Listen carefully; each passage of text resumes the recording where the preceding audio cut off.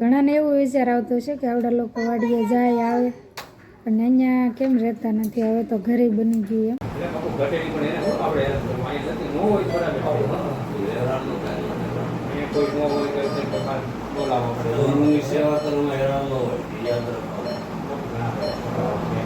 તો બીજું કારણ એ છે કે અમારે છે હસમુખને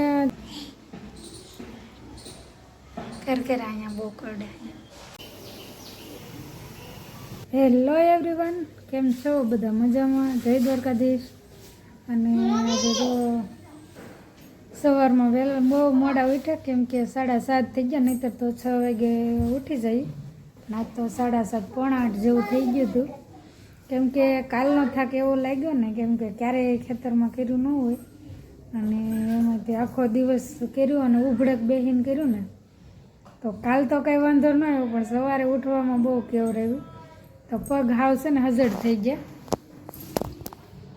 તો પછી જો અત્યારે હવે જો સવારે મોડા ઉઠ્યા ને, એમાં જ બધે એમાં મોડું થયું. તો પછી ઉઠીને, કેમ કે વાડીએ ટાઈમ હતો ને, તો મેં કીધું અહીંયા ઘરનું કામ રહેવા દઈએ ને વાડીએ જતા આવીએ. તો અત્યારે વિડીયો મેં શરૂ કર્યો છે 11 વાગે.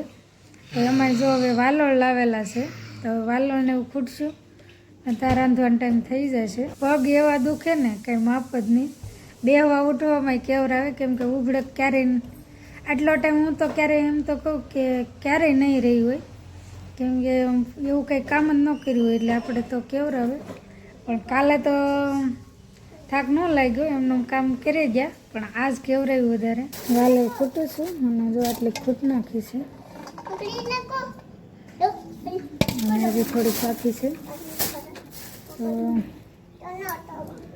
ખૂટતા પછી એક વિચાર આવ્યો, મેં કીધું લાવ્યા છે વાત કરીએ. એમ ઘણાને એવો વિચાર આવતો છે કે આવડા લોકો વાડીએ જાય આવે અને અહીંયા કેમ રહેતા નથી, હવે તો ઘરે બની ગયું એમ.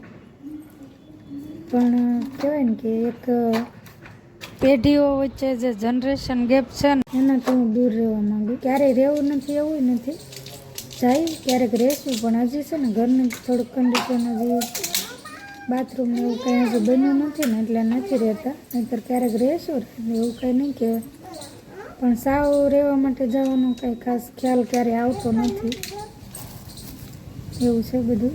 તો અત્યારે વાલોળ ખૂટતા મને થોડુંક યાદ આવ્યું ને, તો મેં કીધું વાત કરું, કેમ કે ઘણાને એવા વિચારો કે સવાલો ઊભા થતા હશે કે આ લોકો કેમ ત્યાં રહેતા નહીં હોય, કેમ કે અહીંયાથી તો નજીક જ થાય એમ નોકરી.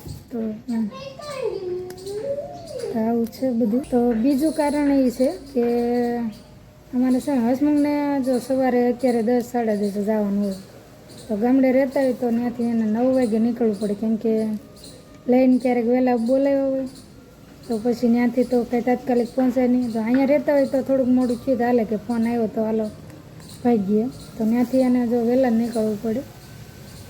તો અમારે જ્યારે મકાનનું કામ અમે જ્યારે સ્ટાર્ટિંગમાં શરૂ કર્યું ને, ત્યારે 2 મહિના જેવું રહ્યા હતા ને, તો ત્યારે જો એવું જ થતું 9 વાગે એને ત્યાંથી નીકળવું પડે. અને જો ટિફિન લઈને આવે તો સવારનું વહેલા રાંધવું પડે, તો સવારે રાંધેલું પાછું ઠેઠ એને બપોરે 2-2:30 વાગે ઠેઠ એને જમવાનો મેળ પડે, તો ત્યાં તો હાવ ઠરી જાય એમ. અને ત્યારે એવી રીતનું ખાવાની ટેવ ન હોય એટલે બહુ કેવરાવે ઠંડુ. તો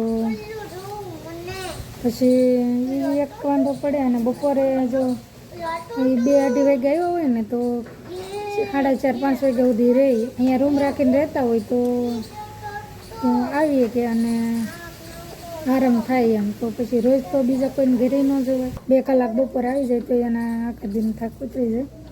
અને નાઇટ હોય તો ક્યારેક વહેલા મોડું થયું હોય, અથવા તો રાત્રે આવવું હોય તો ક્યારેક થોડીક વાર આવવું હોય તો આવીએ, કે ક્યારેક મજા ન હોય તો.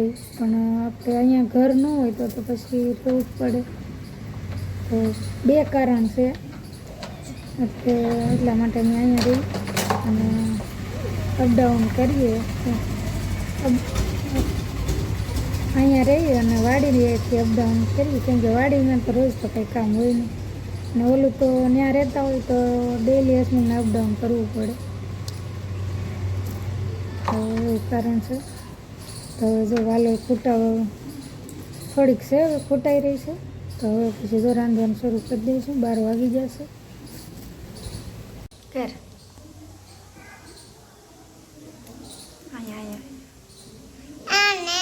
આમ આમ કર ને.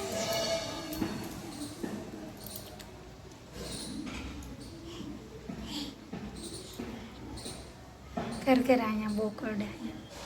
આમ આમ કરી દે. આમ આમ આમ કરી દે. એમ ન કરે તો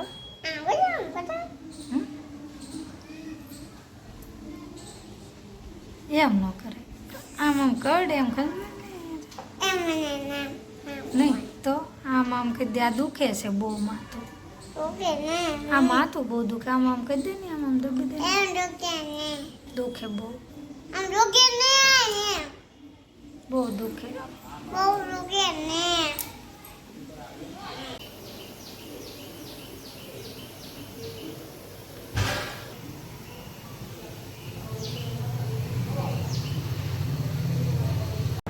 ઘટેલી પણ એને શું આપણે અહીંયા નથી ન હોય બરાબર કોઈ ન હોય તો બોલાવવા પડે. ધર્મની સેવા કરવામાં હેરાન ન હોય યાદ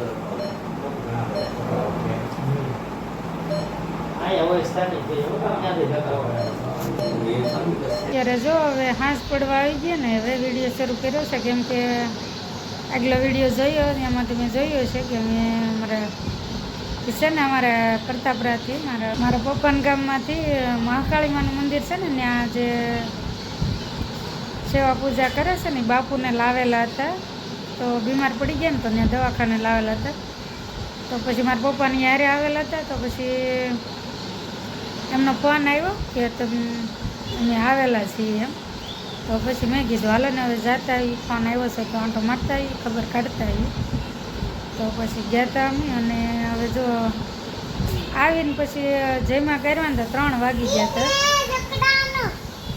તો 3 વાગે આવીને અવનીને હુવરાવી અને અત્યારે જાગી. તો પછી મેં કીધું હાલ હવે વિડીયો શરૂ કરું. અને હવે જો બેઠા છીએ અને અવનીબેન ખાય છે આલુ બદામ ને એવું. અને સીભડા લાવેલા હતા. ખારે હતા આ વખતે તો કૂણા ચોમાસું આવી ગયું ને તે બજારમાં વેચાવા આવ્યા છે તો એ ખાતી હતી. અને આજનો વિડીયો હવે આપણે અહીંયા જ પૂરો કરીશું.